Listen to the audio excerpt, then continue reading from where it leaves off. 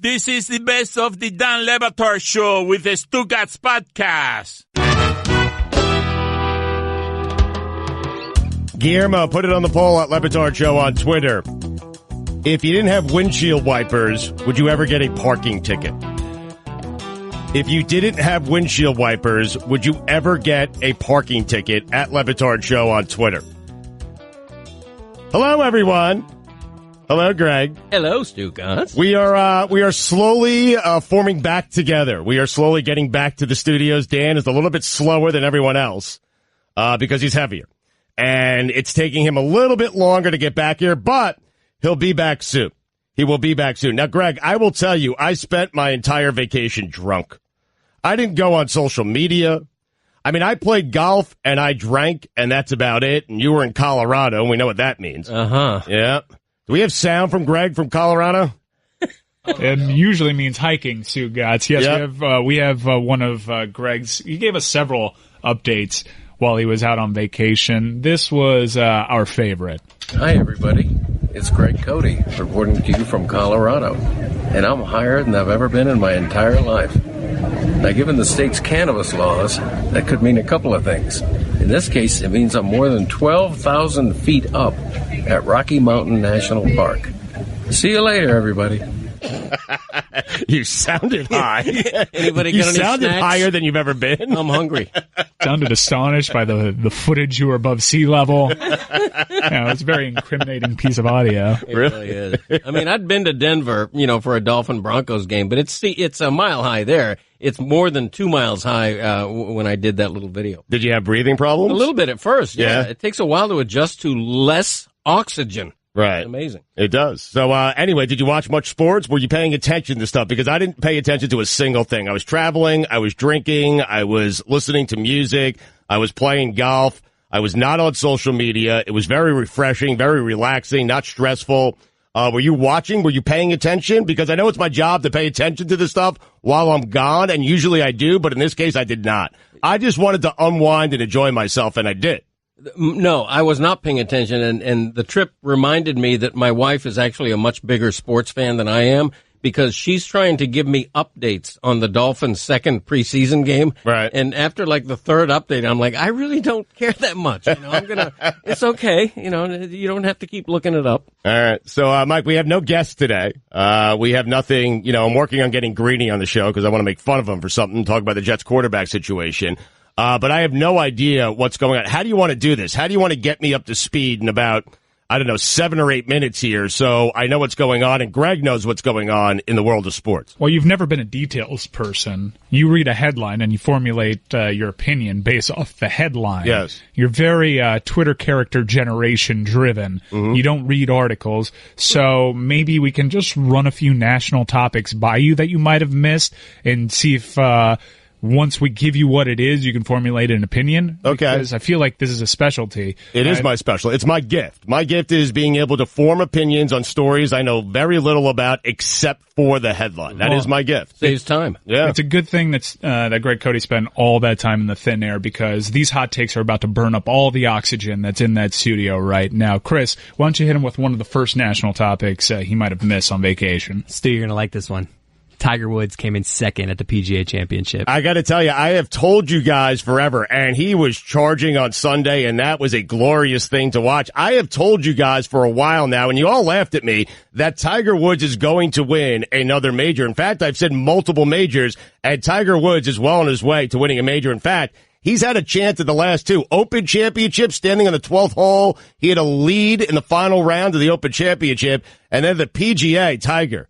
I mean, the lowest round he's ever shot, lowest final round, lowest score in a final round of a major that he's ever shot. Tiger is back. And I told you he was back 3 years ago. You all laughed at me. And now you know he's back. And Augusta cannot come soon enough. You know what killed Tiger was the 17th hole on Saturday when he had like a 50-foot eagle putt. Yep. He's got a birdie in the bank. And he 3 putts. That killed him. It's all coming back to me because Greg is right. I remember saying to my wife, okay, I don't remember where we were. I remember I was about 9 drinks in.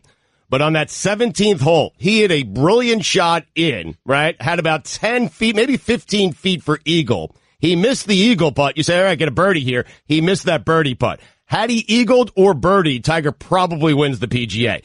That will keep him up for a long, long time, probably till Augusta.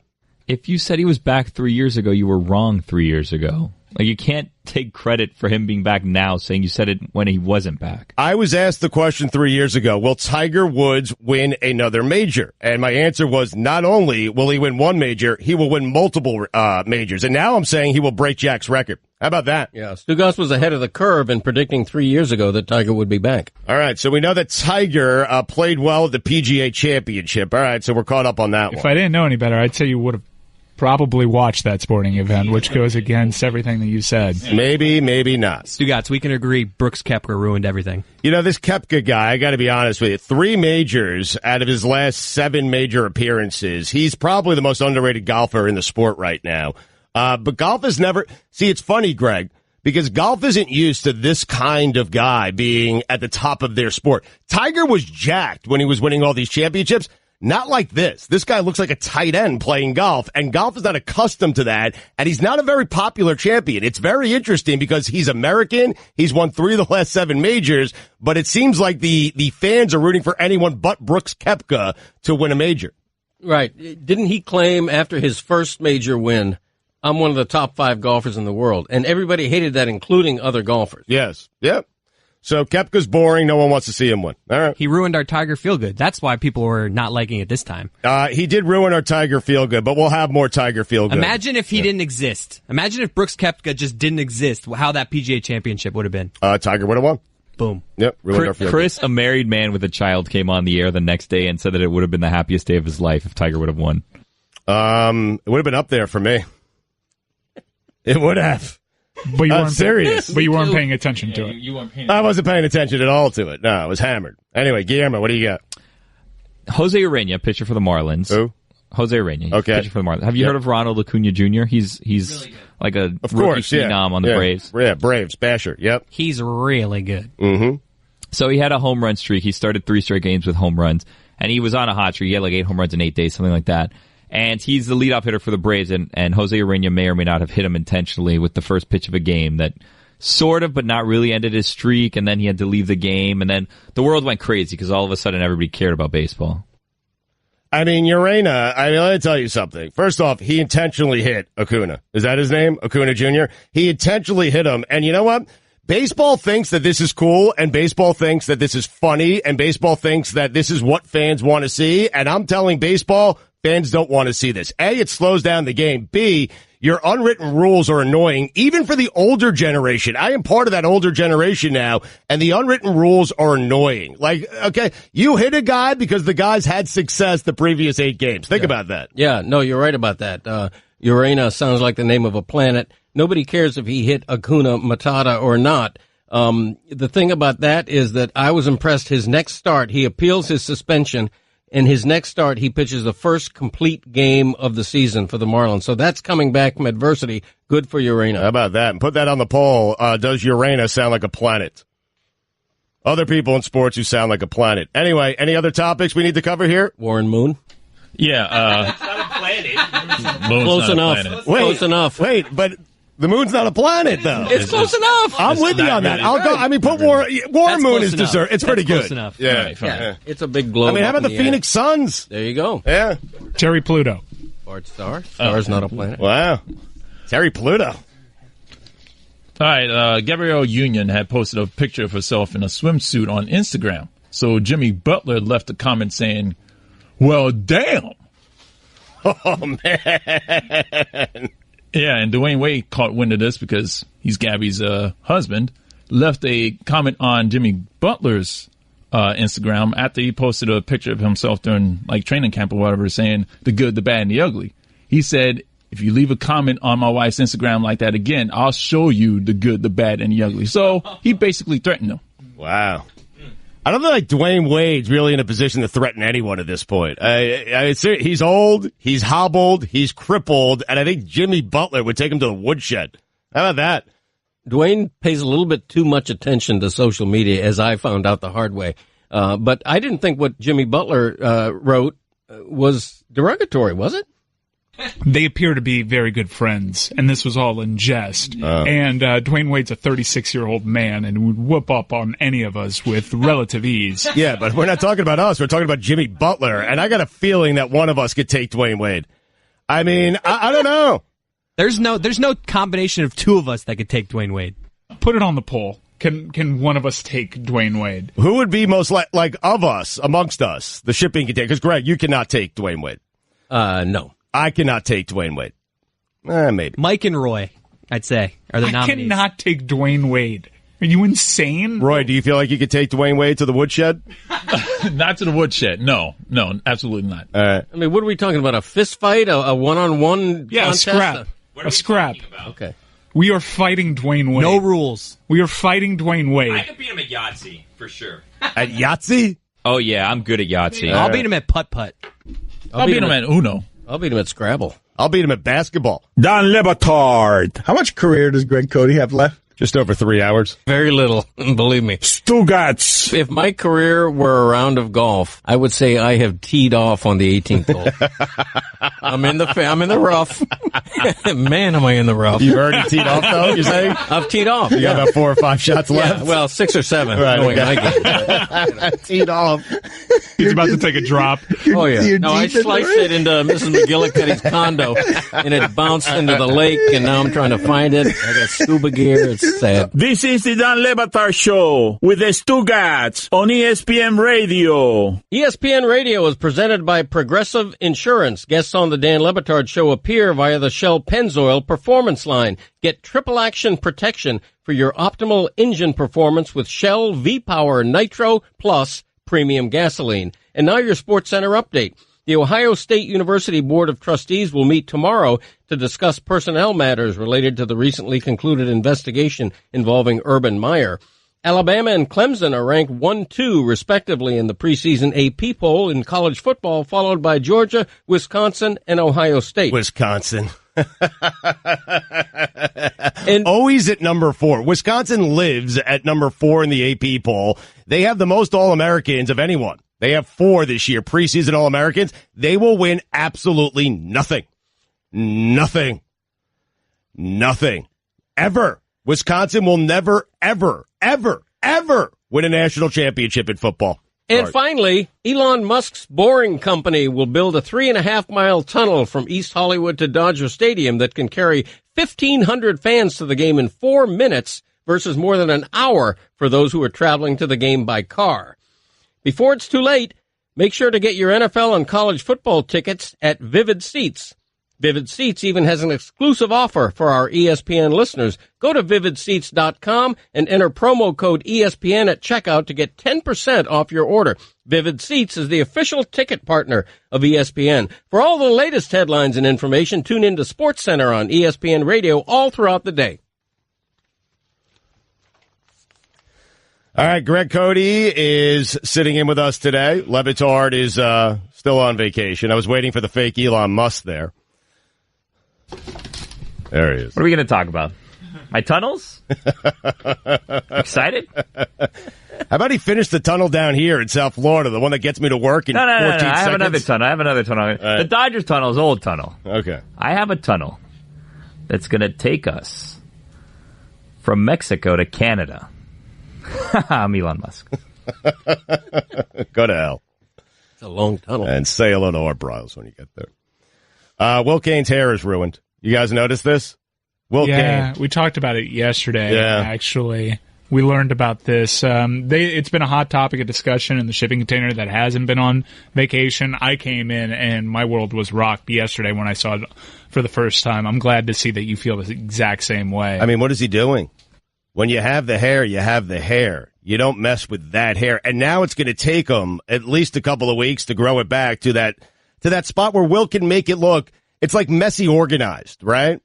Like, and it's done on purpose. He's got great style. He's a handsome man. I say he's the best looking guy at ESPN. Yes, good-looking man. He's definitely a good-looking man, but he has ruined his hair. He might have just got a bad haircut. You guys ever get a bad haircut? That's the worst. Yeah, every haircut I get. Mine too. Mm-hmm. And then he had to get a shorter haircut to sort of reboot and start back from zero. Right. But there was probably something before the two looks that we've seen on television. Yeah. It's not a bad theory, but Billy made a good point yesterday. You can notice his beard more. You can notice other features more. Maybe the hair was taking away from the other features of Will Cain. But the best feature is his hair. I don't know. Look at his eyebrows now. You never noticed his eyebrows until this haircut. He's got some good eyebrows. Yeah, but I noticed the eyebrows when he had the right hair, and I couldn't get past the hair yesterday, so therefore I did not notice the eyebrows. I think the hair allows me to see everything else. This bad haircut, I don't want to see anything else. I just want his old hair back. Mm-hmm. He's got the second best hair on television behind Scott Conant, the ESPN chef, or rather the chef from Food Network. Y'all familiar with Scott Conant? No. I'll check him out. That's a random name, but you're right about that. Oh, he yeah. does have great hair. I mean, look it up. Hold on. Conant.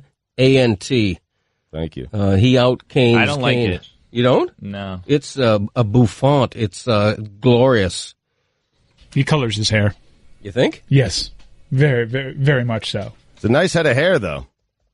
It's I ain't artificially enhanced. I ain't lying, man. You're a baseball Hall of Fame voter. I am indeed. Thank you for bringing that up. Yes. Earned my vote. If Scott Conant came around in the Hair Hall of Fame, you would hold against him that he's using performance enhancers. I'd test him. I'll tell you that. How'd you earn that vote? Through long and laborious service as a 10-year member of the Baseball Writers Association of America. Mm-hmm. Willie Mays said while we were on vacation, it's one of the few things I was paying attention to, Willie Mays.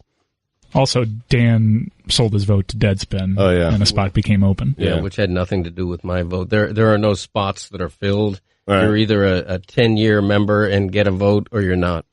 An age-old question. Your favorite question, do guys who, took steroids, should they, make it to the Hall of Fame? Right. Willie Mays said, let Barry Bonds in. And here's, Mike, is this a good rule? If the Say Hey kid says you're a Hall of Famer, you instantly go to the Hall of Fame. Regardless of what you have in your past, regardless of steroids, if Willie Mays says Hall of Fame, you go to the Hall of Fame. How about that? Let's put it on the poll. If the Say Hey kid says you're a Hall of Famer, are you indeed a Hall of Famer? How do you feel about that, Greg? Because I feel like you don't vote most of these guys in. I think you're starting to turn a little bit, but Willie Mays is saying, no, I know what Barry Bonds did. We all know what Barry Bonds did, but he's still the greatest hitter we've ever seen. Let that man into the Hall of Fame. I agree with Mays to an extent. To me, Barry Bonds and Roger Clemens are the two exceptions and should be in, and I have voted for them to be in. But my solution to this whole thing is if you're going to vote a steroid guy in, put it on his bronze plaque for all time. Same with Pete Rose, who deserves to be in the Hall of Fame.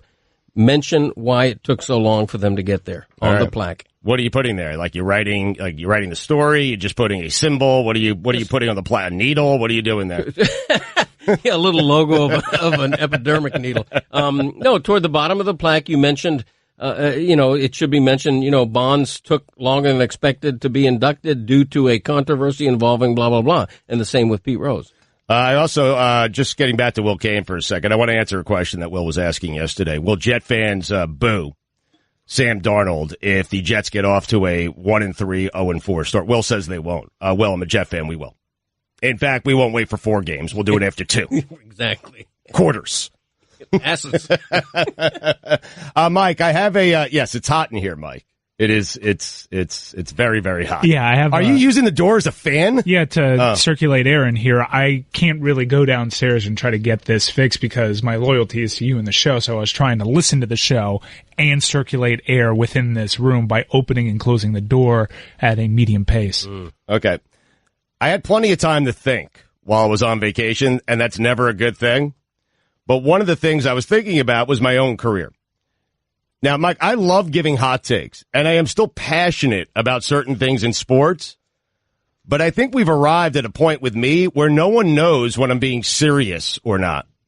And so I don't know, because there are the rare occasions where I'm passionate about something and I am being serious and I have strong opinions on something.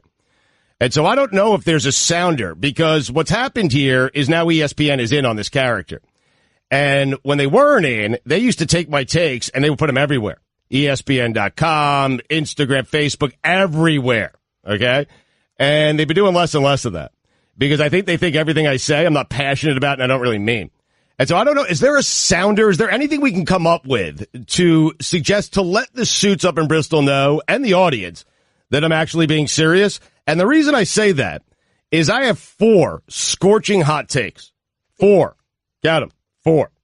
Okay? On a variety of topics. And I'll ask you guys which one you want to hear the hot take on, okay? And then I'll deliver it. But I'm serious and I'm passionate. But I think the people at ESPN and our audience, they never think I'm being serious, and they don't think I'm passionate. I got into this business wanting to be Chris Russo. Now, it turns out that mocking Chris Russo is much more profitable for me than actually being Chris Russo. But I do have serious takes, and I want to give those takes out, and I want to be taken seriously. Am I overthinking this, Mike? Help me out here. Do we not need a sounder? What am I doing? You are absolutely overthinking this. You got mad because you haven't seen your face plastered across any of the different platforms, not realizing that you've been on vacation, and that's really the reason why. I don't know about that. I'm telling you, I've noticed it less and less. I used to give takes out, and sometimes they weren't even serious takes, and I'd find them everywhere on ESPN. Yeah, but you also used to have more conviction. Let's face it. Let's face it. That's true. I'm in full character, man. Like, it's not far removed from what I actually am and who I really am. But you're right. I have less and less conviction. I'm starting to care less and less. But these 4 topics, I'll go around the room quickly. Ohio State, Maryland, Nick Saban, and the helmet rule. Scorching hot take coming up next. Chris, what do you want? Oh, Chris. Urban Meyer, Maryland, Saban, helmet rule. Helmet rule. Billy? Saban. Mike? Helmet rule. Roy? Helmet rule. What? I don't know what I just said. All right, helmet rule. Next. Dan Le Batard. There's fascination in power rankings. In fact, I'm coming out with a power ranking for power rankings, which ESPN's NFL power ranking right now is debuting at number 3 on my list. Right. So it's a good power ranking. Stugotz. Who's 2 and 1 on that list? Well, this is where his story falls apart. No, because it's it's a non-ESPN entity, so we don't want to air it on this heady play airtime. This is the Dan Le Batard Show with the Stugotz on ESPN Radio. All right, the show is slowly coming back together here after a couple of weeks of vacation. Greg is back from Colorado. I'm back from parts unknown. Dan is... Are we allowed to say where Dan is? I think I already said it. No, I can't say it. All right. You already kind of said it. But yeah, I did. I said it in a tweet as well. I wouldn't do that. All right. Reasons? Like I'd respect the man's privacy. Okay. He's on a big continent, though. It's not like anybody's going to track him down. Correct. Were you tracked down while you were on vacation? I got tracked down a couple of times. I did. A few people, show fans, right now. Yeah. It's nice, though, right? Yeah, really nice. Right. The fans of the show are great, and I'm not... kissing behind to say that. Everybody I run into is just fantastic, very loyal listeners, and thanks to all of you. They are great, and I love them, and they love me, and I appreciate that. But I did go on social media because I felt their anger. Mike, I did not check Twitter once because I felt our fans' anger. They were angry at it. I know our fans, man. First off, people who don't know, we did a local show for about 12 years before we ever went national. So we have a long, loyal, and big fan base, and we appreciate all of them. But they get angry.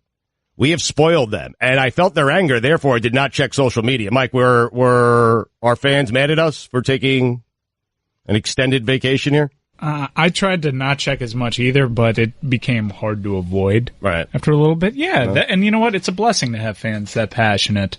I didn't experience it like that. All right. Well, you enjoyed yourself, yeah. Well, no, yeah, I had fun, but they seemed to really like Izzy and Adnan. That was a nice combo that made to moving forward. Nice. Randy Scott and Clinton, they didn't seem to like as much as they liked Izzy and Adnan. All right. And Izzy sits in the rest of the week with me here.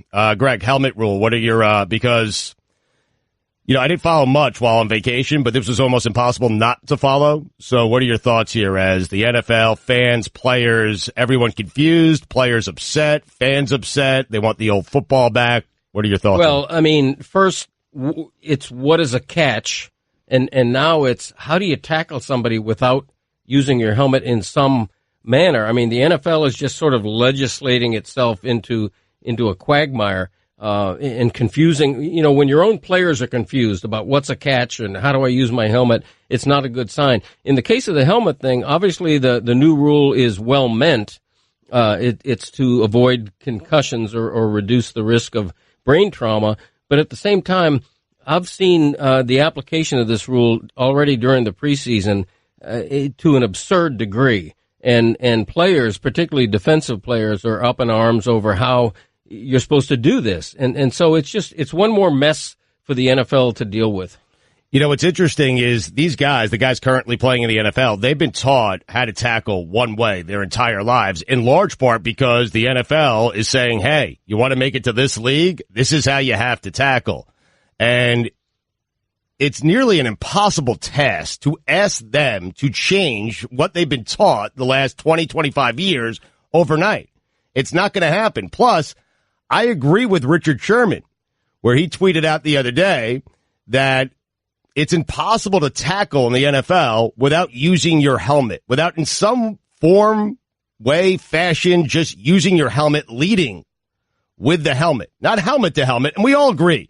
We want the game to be as safe as possible. But again, you are asking guys to change the way they've been doing something for 20, 25 years, the way they've been taught by their football coaches. You're asking them to do that overnight, which is not fair. Then you have offensive guys who are leaning in, lowering their helmets. They're not getting the same penalties as the guy who are playing defense. But I would also say this to Richard Sherman and the players. What do you want? Because fans, media, league, the most important group of people in this equation is the players. They're the ones out there risking their health. So what do you want? Do you want the game to be as safe as possible? Or do you want the game that you fell in love with, that you grew up playing, where it's just monster hits, where you do lead with your helmet, where the helmet is part of the process in tackling? Because if you're a player, and those are the only people that matter, and we should be asking them, but if you're a player and that's what you want, you're yearning for that style of football, the football we grew up watching, Greg, you can't have it both ways. Football's dangerous. Let's be honest. People are going to get hurt. It's dangerous. It's impossible. I don't care what rules you put in place. It is impossible. It's Dan, Stu, and Greg Cote on ESPN Radio. Catch more of the Dan Le Batard Show with the Stugotz, 10 to 1 Eastern on ESPN Radio and ESPN News. This is your bedroom. This is your bedroom with Blue Chew.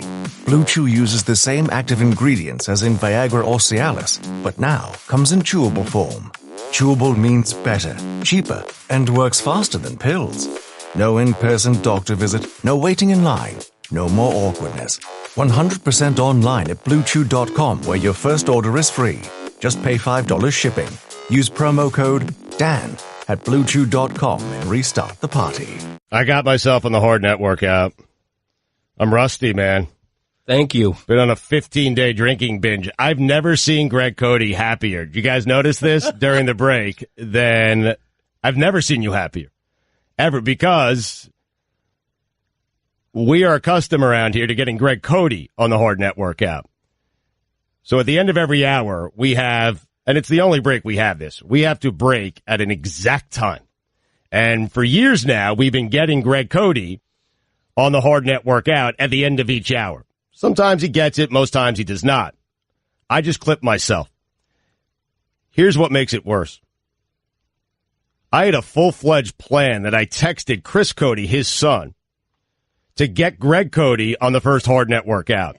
And because I want to be taken seriously, because I had time to think over the vacation, and I want to give out all these hot takes, I got away from the show and just started talking about the helmet rule and babbling about the helmet rule. And I lost track of the clock. I lost track of everything. And instead of getting Greg on the Hard Net workout, which our audience loves, I clipped myself. But I think the audience liked that more. Football's dangerous. Let's be honest. People are going to get hurt. It's dangerous. It's impossible. I don't care what rules you put in place. It is impossible. It's Dan, Stu, and Greg Cote on ESPN. Love it. Here's what makes that even worse. Not just Stugotz having a plan going into today's show. I was looking at him, and I was giving him a countdown. Yeah. Sort of looking at Greg's way. Hey, 5 seconds. Yeah. When do you want to get Greg? It doesn't seem like you have much of a setup here to do it, and you got yourself. Yeah. Rusty. Yeah. Very rusty. I will say that because Dan's not here, I'm sitting in the number 2 chair instead of the number 3 chair, and so I'm like directly looking at a clock, so it's going to be much tougher to get me today. Right. We would have had him there, too. And I think probably the most egregious part about that is, I'm not sure if you were trying to get to it or not, but we didn't even address the fact that the NFL is revising the helmet rule. So the take, while hot, while even catching yourself up in a hard network out trap, was dated. I understand that, but I had 5 minutes to go. When I play it again, and I'm telling you, when I get cut off here, I still had, this is how rusty I am. I had another 5 minutes to go on this hot take. Football's dangerous. Let's be honest. People are going to get hurt. It's dangerous. It's impossible. I don't care what rules you put in place. It is impossible. It's Dan, Stu, and Greg Cote. So happy. He's so happy. Love it. Anyway, it's impossible. Okay? It is impossible. Really, my anger is directed at the players. You can't have it both ways. If you want the old football back, you want the old tackling rules back, okay? And the player's opinion is the only opinion that should matter. Seriously. They're the ones out there risking their bodies and their lives, okay? If you want to play that style of football, don't complain about what football does to your body. You can't have it both ways. You either play the old style of football that we're all accustomed to, and I agree with Richard Sherman, it's nearly impossible, Greg, to not use your helmet and your head when tackling someone. It's even more difficult to change your direction. Like a guy's coming across the field, and he changes his angle. It happened with Gronk last year.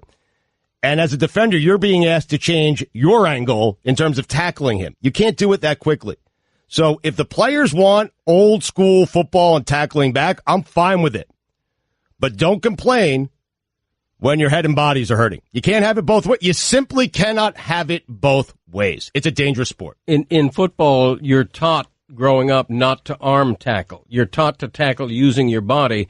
The head and the helmet tend to be attached to the body. So it is impossible to tackle without the helmet being involved in some way. When you go into any NFL locker room, you see a giant 3 by 3 foot sign telling you, reminding players not to lead with their helmet because that can cause spinal injuries, not just eventual brain trauma. But at the same time, the helmet to helmet hit should absolutely be outlawed. The problem with the new rule is that they're regarding any contact, even the slightest graze of a helmet, as violation of the new rule, and that's going too far. You know, when you say you can't have it both ways, I think you can take away the egregious helmet-to-helmet hits while not going overboard with the new rule. Well, I think we all agree. Make the game as safe as possible, yeah. Right? But don't take away the entirety of the game. Like, tackling's part of the game. Right. Big hits are part of the games. Yeah. Injuries are part of the games. I'm sorry. Doesn't matter what rule you put in place. Guys are going to get injured. Right. It's just going to happen. Yeah. So you hear players complaining about these new rules. Okay. You want the rules to go back to, where they were, then don't complain about your bodies hurting. That's all I'm saying. You just can't have it both. Yes, you can ask the NFL to make the game as safe as possible. The NFL is trying to do that. Probably easier said than done, right? All I'm saying is if you're a player, let the NFL, right, kind of try to work this out and figure out a way that's, where you're happy as a player, the league is happy because it's protecting its players, the fans are happy because the product isn't complete diminished. Right. Is that fair? Yeah, it is fair, but it's a no-win situation for the NFL, much as the national anthem kneeling controversy is a no-win situation. In this case, you're changing the basics of the game.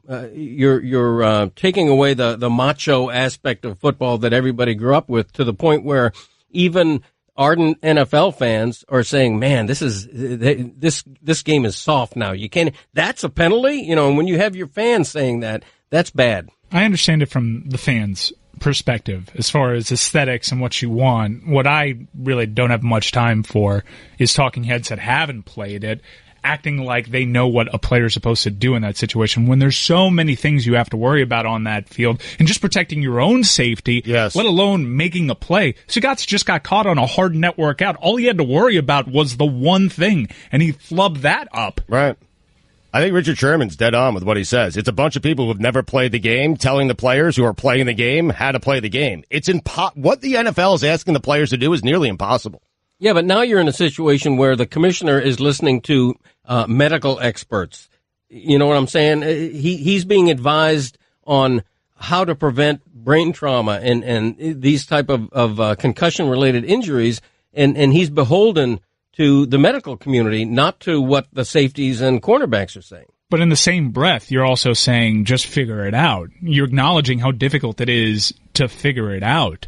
This is going to be a multi-year process. The NFL has sort of said as much, and it is going to change the game a little bit in terms of aesthetics. It's not going to be the game that many of us in the 90s were brought up with just boom and hits. We've actually seen that dissipate quite a bit. It's a shocking sight when you see someone line up a kill shot. Right. And that actually, believe it or not, used to be fairly commonplace in the NFL, and it's quite responsible for some of the poor tackling we've seen now, where people just lead with the shoulder and just try to blow somebody up. It's because that's how they were raised watching the game. It's really going to put a burden on officiating crews to apply this new rule uniformly, because what we're going to see, and it's not going to take long into the season, we're going to see a game-winning touchdown negated, by a very dicey, very iffy call on helmet contact, and that's when the controversy is really going to accelerate. Mike, when I say figure it out, what I'm saying is the players need to, because you have a bunch of people who have never played the game trying to figure this out, the players need to show some sort of patience here while the league tries to figure it out with the officials and with the players.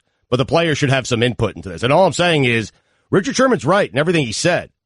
But if you want the game to go back to the game you grew up playing, then injuries are going to happen. And so you can't complain about your body and your head hurting if you want that style of football.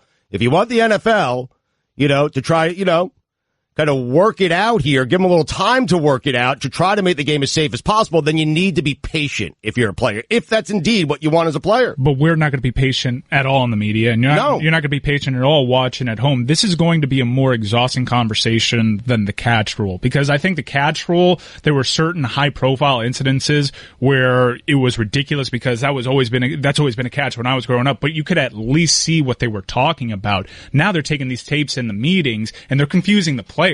I could at least understand if you're telling me the ground caused it to move and you didn't continue possession throughout. I thought it was a BS rule, but I at least understood it. I didn't like it. This one, I can't even wrap my head around it, no pun intended. This one's very difficult for the people that are actually playing the sport to understand, and there's going to be several high-profile instances where this rule rears its ugly head, and it's going to be a national topic. The NFL Players Association is also caught in an impossible place here, because on the one side, they hear Richard Sherman and other players saying this is ridiculous, and yet they have to be loyal to the whole idea of player safety. So the NFLPA is also really in a no-win situation. Dan Batard. We're in the middle of the NBA playoffs. My good friend and colleague, Greg Cote of the Miami Herald, just referenced Tony Conigliaro, a 1967 baseball player. God rest his soul, by the way. Tony C. Stugotz. What a tandem he and Yaz would have been. Red Sox had it made. George Boomer Scott at first base, Reggie Smith patrolling center field, Joe Foy at third. Man, Jim Lonborg. Crazy lineup. One of the best ever. And then Tony C. got that injury. Jack Hamilton of the Angels hit him. Went down like a sack of dirt. Got back up. Heroically had a great season in 69, I believe it was. Nice. Petered out of the league. And the rest is sad Red Sox history. Getting emotional just talking about it. This is the Dan Le Batard Show with the Stugotz on ESPN Radio. Will Cain going to join the show at 12:15. He messed up his hair. Talked to him about that. His hair. And this ridiculous question he keeps asking, will Jet fans boo Sam Darnold if he's bad and the team's bad after 4 games? Man, we won't wait 4 minutes. Has he heard of Jets fans? Does he know them? I don't understand. I was listening yesterday. The first time I turned on sports radio in like 2 weeks, he was perplexed. Because Max Kellerman, I guess on first take, said, of course Jet fans are going to boo him. And he doesn't understand. You don't understand Jet fans? If Darnold starts 0 for 3, they're going to boo him. Well, I've been alive for 45 years. I've never seen my team play in a Super Bowl. Sorry. We're going to boo. I got a good fantasy name if you're a Jets fan. What do you got? Same darn old Jets. That's terrible. Same darn old. Okay, terrible. I have a question about fantasy football names. Yeah. Do you feel like if you name your team after someone, they have to be on your team? Because I feel like you do.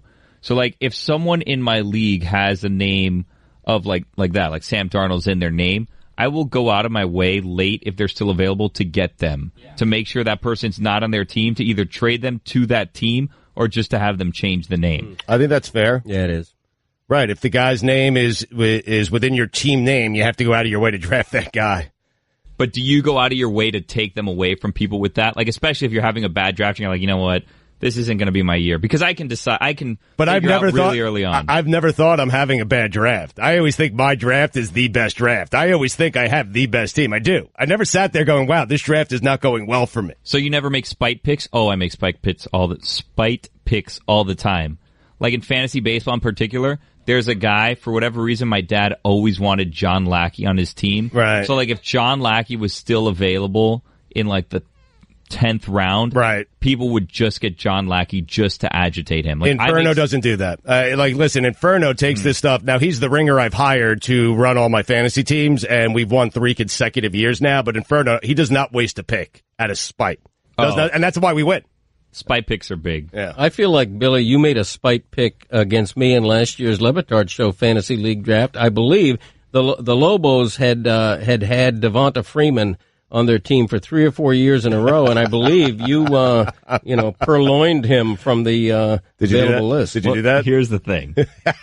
He was available. Gotcha.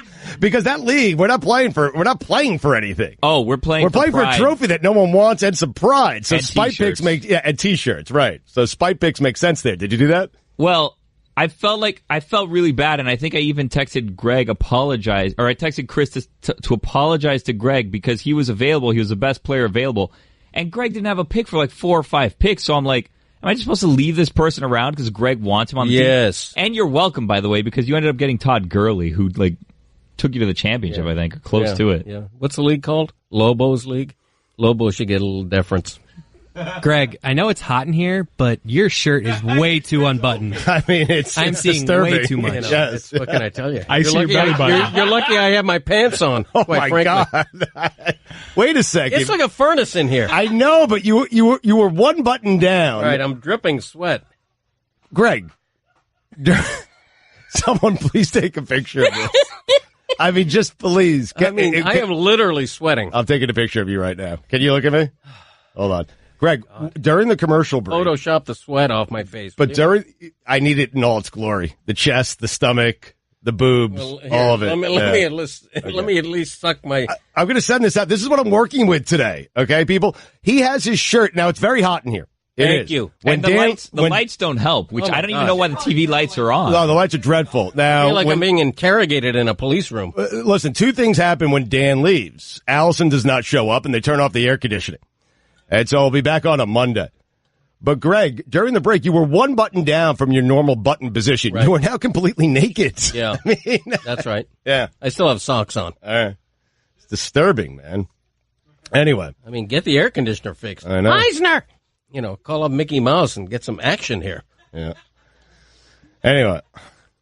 All right. Door open. Yeah, I opened the door to get good. you some draft. It's a little bit better, right? Oh, it is better. Would you mind buttoning up your shirt now? I will not do it. Okay. Yeah. Now, there are some pitfalls to opening the door wide open. What's that? Well, the microphones can pick up anything. Yeah.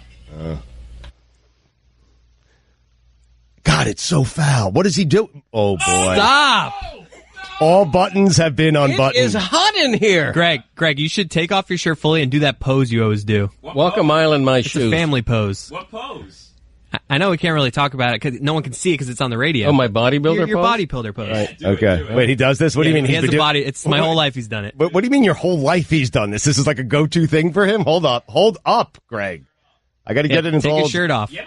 Greg Cote has a flannel shirt on. It's very hot in here today. Your belly button is both an innie and an outie. He's told us that before, though.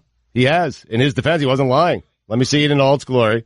So now Greg has unbuttoned the entire shirt, and he is about to get into his traditional pose, family pose. Looks like some sort of crane kick from Karate Kid. What's the point of even keeping that much of the shirt on? Oh, God. Hold up. Oh, this is glorious. This is glorious.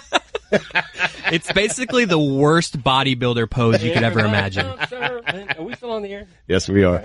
Greg just realized, by the way, I'm not joking, Mike, last segment that we weren't on TV today. I thought we were. I wish we were. And thank God we're not, by the way. I want to tell you guys, I went to see a Broadway play.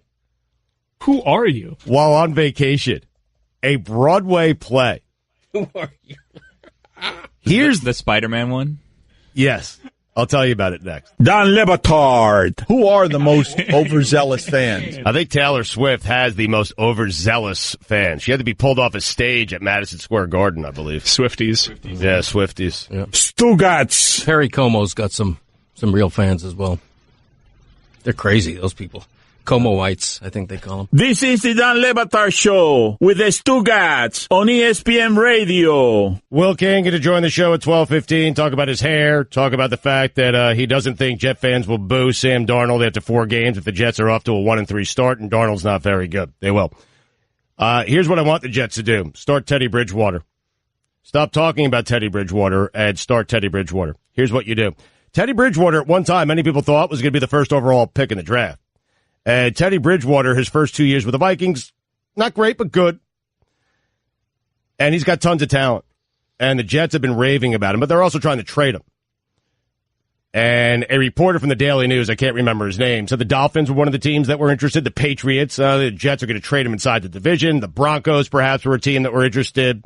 But I would like the Jets to start Teddy Bridgewater. And I would hope that Teddy Bridgewater turns out to be a great quarterback, and then you trade Sam Darnold. How about that? Think about that. Because the mystery. See, you put Sam Darnold in, and he stinks. You can't do anything with him. You put Bridgewater in, and he's great. Then you can take Sam Darnold, and you can trade him because there's still the unknown factor with Sam Darnold. I'll tell you, that's why I hope it plays out that way for the Jets. But it won't. Because it's the Jets.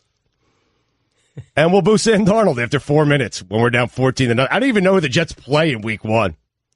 But I can promise you, if Sam Darnold's starting, we'll be down 14-0 after 4 minutes, and the boo birds will start raining down wherever it is that they're playing. Greg, we were talking more. You had an interesting... You open up with the Lions at Detroit, Monday Night Football. Wow. Oh, my. How about that? That's got 14-0 Stafford written all over it after 4 minutes, does it not? Yeah, but the soothing, dulcet tones of Joe Tess. That's going to be great. I love Joe Tess. I love Joe Tess as well. Actually, I think there's 2 games that night. I think they're doing the Raiders game. Oh, I'm pretty sure I saw yeah, that. because it's Raiders Rams. Yeah. Oh, yeah, they got to be doing. Oh, so you're not even going to have Joe Tess to save you. I don't get the number 1 crew. Who do I get? I think you actually get a college football crew. I believe I saw that on a press release. Let me get confirmation. No, not Herbie and Fowler. You think they decided already? You should toss your hat in the ring for that. You're a Jets expert. For the first game, the game they're not taking as seriously, right? Yeah, you should do. You don't think you should do? Yeah, I should do. But who's doing it? Yeah, you should do it. Let's get on this. Who do I talk to? You get Brian Greasy. Oh boy. I mean, come on. What do you mean, come on? Put me in the booth with Grease. You get Beth Mowens and Brian Greasy and Laura Rutledge. Oh, boy. All right. Dude, that's a solid crew. That is a solid crew. Sure is. It's not Joe Tess. You're not getting the main event. No. You're getting the warm-up before the main event. That's because Joe Tess knows down 14-0 after 4 minutes. He knows. That's why he's going to the other game. It's a better game. It's a better game. And Joe Tess, Gruden on the sidelines during Monday Night Football. Wow. You understand? Yeah. Jason Witten there having to talk about the X. Yeah. Have you guys seen this setup for Booger McFarlane on the sideline? You know he's like the third voice on the sideline. He's not in the booth? No, he's on like an elevated chair. He's got like 6 screens. Yeah. Oh my God, it's a amazing. motorized lift. It's like the cameras. I don't know if he's in charge of driving or if he just like points to somebody who then drives it, because that would be a lot of responsibility. Go to line of scrimmage. That's what you should do for the first game, Stugotz. Get that set up. All right. Who do I speak to? Let's get that person on the line, please. I'm with Bill. I think I should be doing this. I'm a Jet fan. Why not? It'd be fun. Voice of the people. Yeah. You had a health scare, Greg. You were. I know you talked about it locally, but I think the national audience would definitely be interested in what's been going on with you the last couple of months. Mike, do you have the coughing sound? We've been playing this sound, I don't know, maybe about a month and a half now. Greg Cote's been going through some personal stuff that he wants to share with the audience, so we figured now would be a pretty good time to do it. But I just want to give you a sample of what Greg Cote sounded like, and which set us all off in a panic, everyone except for Greg Cote, because he's old and he's stubborn and he refuses to go to the doctor.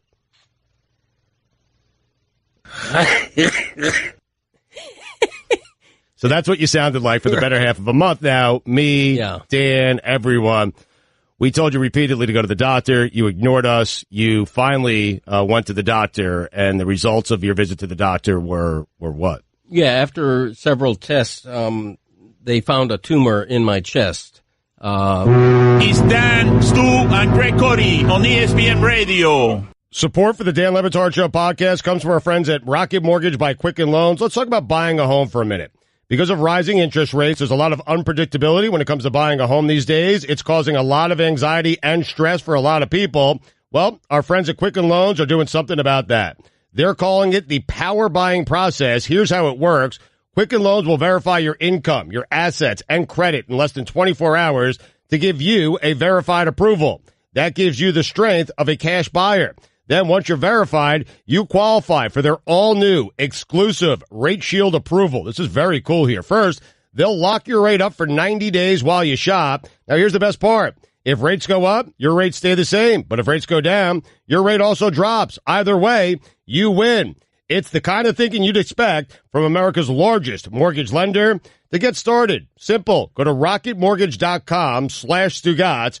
Rate Shield approval, only valid on certain 30-year purchase transactions. Additional conditions or exclusions may apply based on Quicken Loans data in comparison to public data records. Equal housing lender, licensed in all 50 states, NMLSconsumeraccess.org number 3030. Listen, he's fine.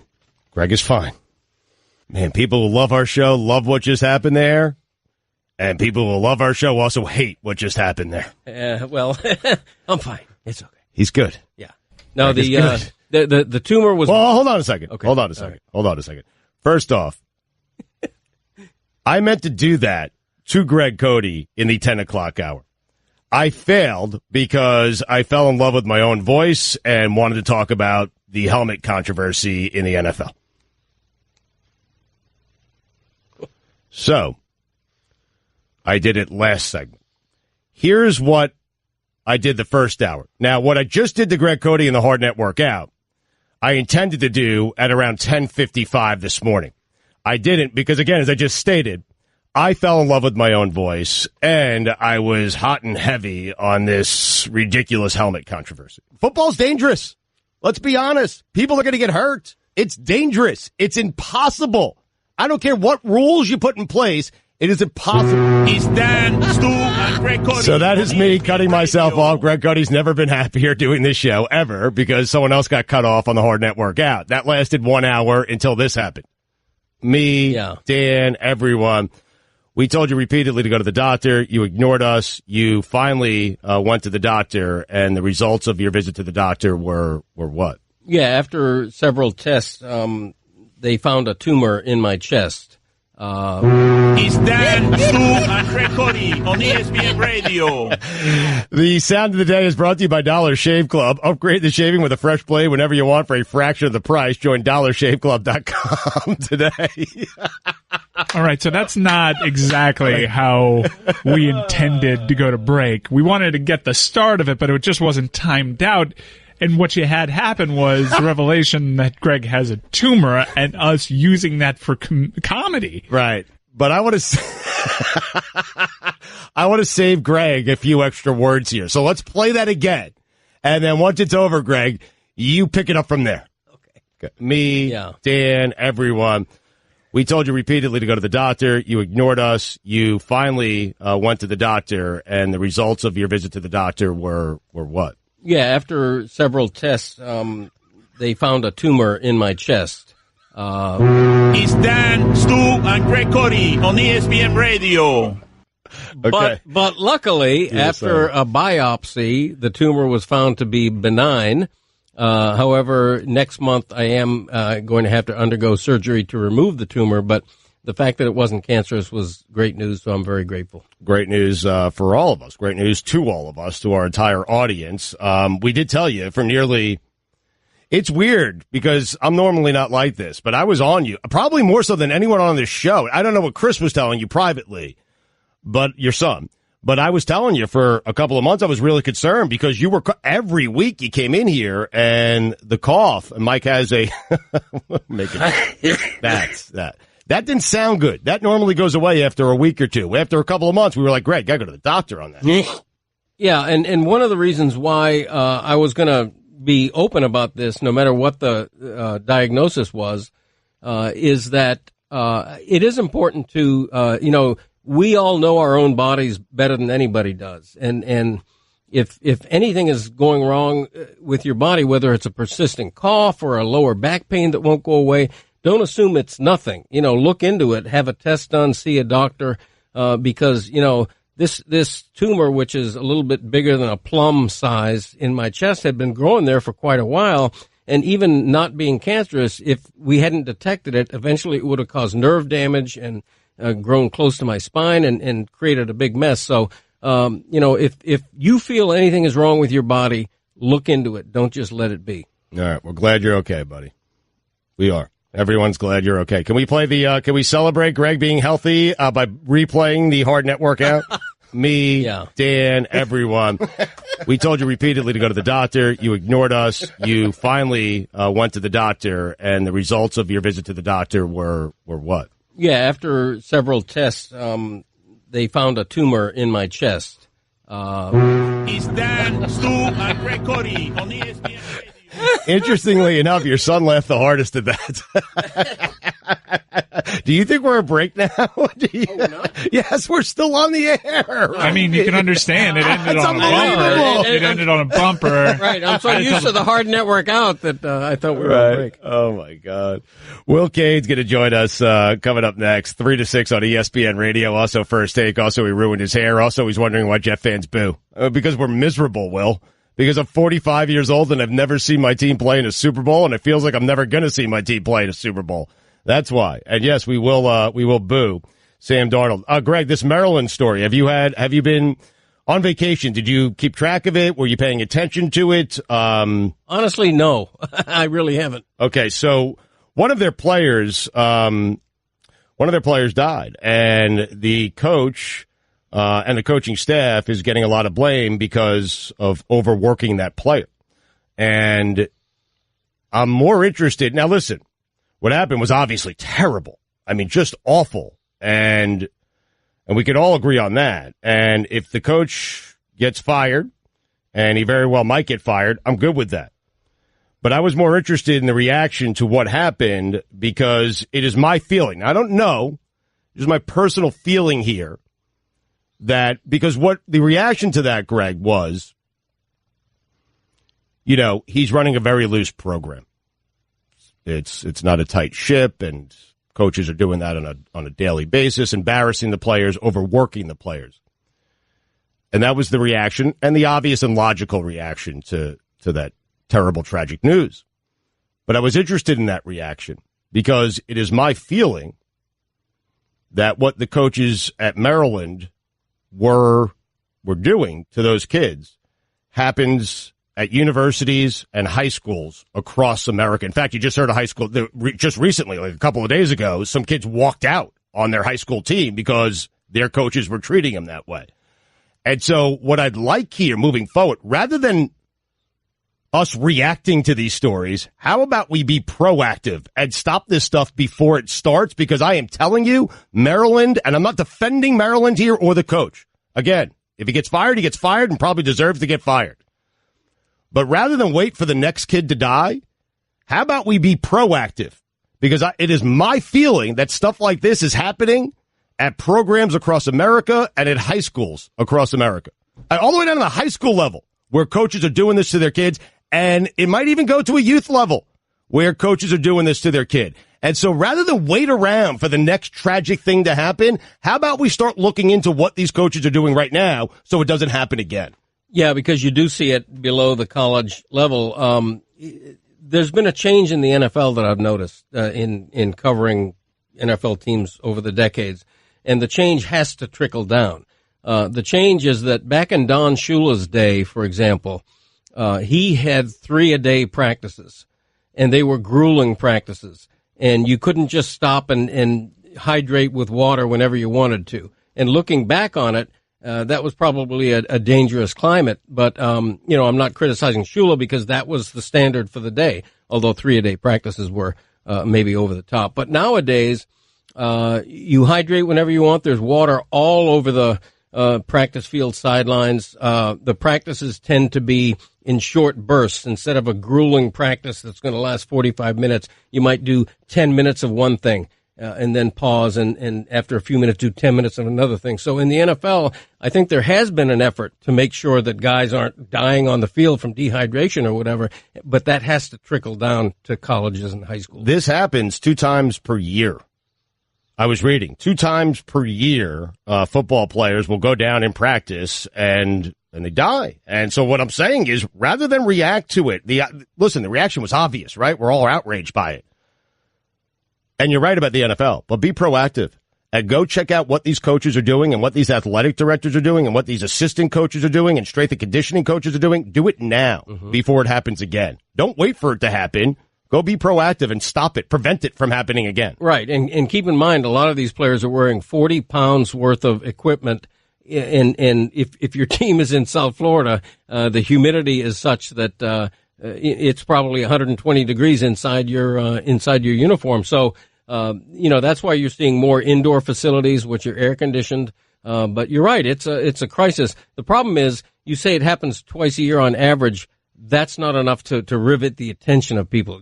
Right. If it happens to an NFL player, that's going to get people's attention in a way that doesn't with even a college player. Fair point. Will Cain and his terrible hair next. Dan Batard. How much money does Sister Jean actually get? None. Stugotz. How do you know that? Because I do. Well, you don't know that. Right.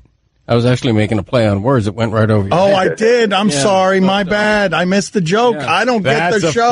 Let the joke sit. Let the joke sit. Yes. This is the Dan Le Batard Show with the Stugotz on ESPN Radio. You can check out Will Cain 3 to 6 here on ESPN Radio, 3 to 6 Eastern. And you can also check him out on First Take as well.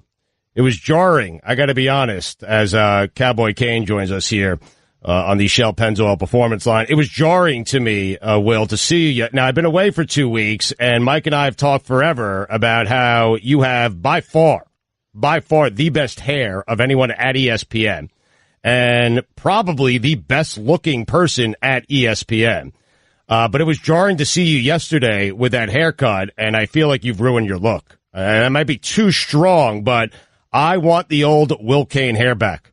As long as we're engaging in, I don't know, like workplace harassment and sexism and reducing me to my looks, would you go ahead and fill out your top 5, Stugotz? Your top 5 best-looking people at ESPN?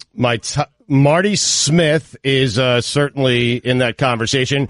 Ryan Clark is in that conversation. You're going to do all guys just to be safe? Is that what you're going to do? Kirk all guys? Herbstreit is in that conversation. And I'm thinking about Fowler, but now, you know what? Joe Test, just because he's the lead guy Monday Night Football, he's a lot better looking than he used to be now. And so I'm going to go Joe Test. How about that?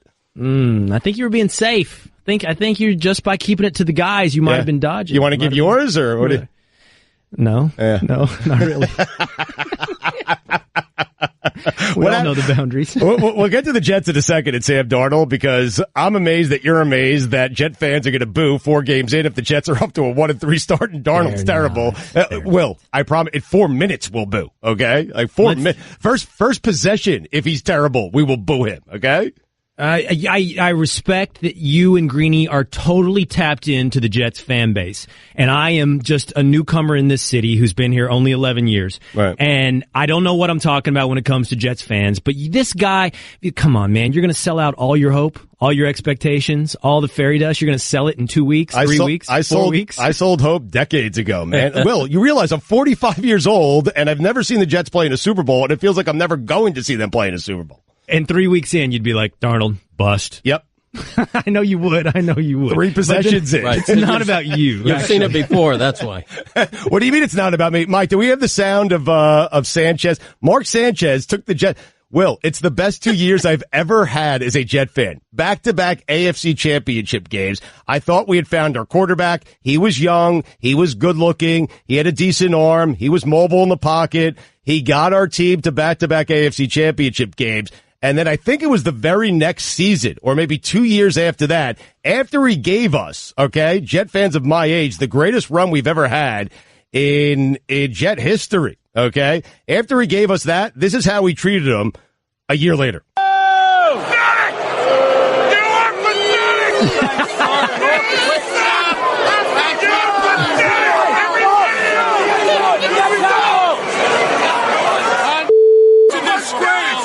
You guys are a disgrace.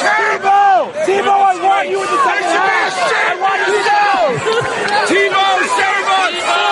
Tebow, save us. Sanchez, you suck. Sanchez, garbage.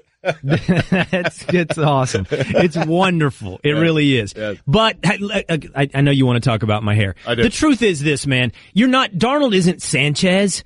Everything you booed, you saw coming. You weren't surprised by that. You saw it coming down the train line, down the railroad tracks. You saw it, and then when it was real, you knew it was there because you'd been anticipating it, and that's what you booed. Darnold, you know he's going to be good, right, and you're not going to sell it in 3 weeks. You're saying those back-to-back AFC Championship games were a mirage. Is that what you were saying? You knew we got that despite Mark Sanchez. Be honest. Did you ever really think this guy's the guy? I got to be honest, I did. But that's only because the last bunch of quarterbacks the Jets have had, basically all the quarterbacks my entire life have been dreadful. So you're grading on a curve. Yeah, exactly right. I thought we finally found our guy, Will. I was very excited. All right, let's get to the bottom of this. Why you changed the hair? I don't have a good... I was in the hallway, okay, the other day. Yes. And I'm talking to Jeremy Schaap. And Schaap says this. He has this fascinating theory. He says, listen, you know how guys used to get sports cars for their midlife crisis? They used to try to find something to make them feel alive, to push off age. The modern day midlife crisis is a Tough Mudder. The modern day midlife crisis is like the Whole30 or going vegan. Right. It's getting in shape. It's putting off age. This time in a healthier way, right? It's not a stripper and a Corvette anymore. Right. It's now a short haircut. Okay. So maybe that's what it is, man. I haven't had my hair this short in 20 years. Right. And I wanted it short. I wanted it to look sleek, ready to fight. What's the reaction been? Like, has it been similar to my reaction? Because there's no way anyone likes this. Like, your wife, what is her reaction? It's been overwhelmingly positive, but for the Le Batard show. Wow. Really?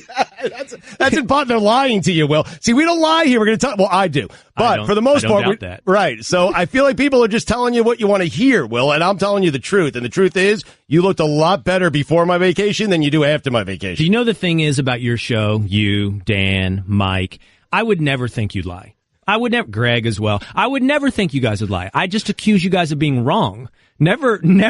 It'd be a big mistake with me, Will. I gotta be honest. Just incorrect. The thing about, here's what I think, Stugotz, and you're the exception here, which may say something about you. Guys like it, girls don't. Girls like the longer hair, guys like, hey, you finally cut the hair. That's good. Right. Good. Yeah. Well, what's a guy like you spend for a haircut? Oh, gosh. See, a lot less now. No, I'm just curious. You know, you're a celebrity. You're on TV. You know, $100. What? This one was an intern. Greg, I did $50. Wow. $50. Is that? Whoa, for a haircut. That's $50? I live in New York City. Is that really out of sight? Is that really out of sight? That including tip? Doesn't Joe Buck spend? Didn't we read that he spends like 400? 500? How much do you tip after the haircut? Do you tip after? $10, Mike. So it's a $60 haircut. $60 haircut? No, really, honestly, the tip. But Mike, the new haircut. It does? Yeah. But Mike, it's kind of like a fade. Like now, the new haircut should cost them no more than $15, even in New York City, right? I'm surprised it was more than $2. Hold on. So Mike, that's a 20% tip. That's going rate. That's not bad. That's well within the zone of acceptability. We asked Dominique yesterday. Dominique gets a $20 haircut and he tips $20. Yep. You're Will Cain. You're Will Cain. Yeah, you're Will Cain. People, before you got this haircut, used to recognize you. Where do you get a $20 haircut outside of Supercuts now? Like, where do you go get a 20? How much do you guys pay? Be honest. How much do you pay? I mean, I'm not banking like Will Cain, but right. I tip $5, which on average, like when you how much is your haircut though? My haircut, I signed up for the membership, so I get it cheaper. Depending on what I get, it ranges $15 to $20. All right, $15 to $20 with a $5 tip. Guillermo? I get a $10 haircut and give a $5 tip. Okay, Chris? 50% Really? tip. Yeah, Fat Chris? $15 haircut, $5 tip. Okay, Roy? Free. I do it myself. Okay. Nice. Greg? How much do you tip? $20. Greg goes to some guy with the red and blue thing spiraling out front. Yeah, I'm sure. There's a barber pole out front and a wooden Indian, and the guy puts a cereal bowl on my head, and I'm out of there in 5 minutes. I don't even want to hear it. He gets a straight razor, and we all know it. The thing is, I don't feel like I'm on the high end at 50.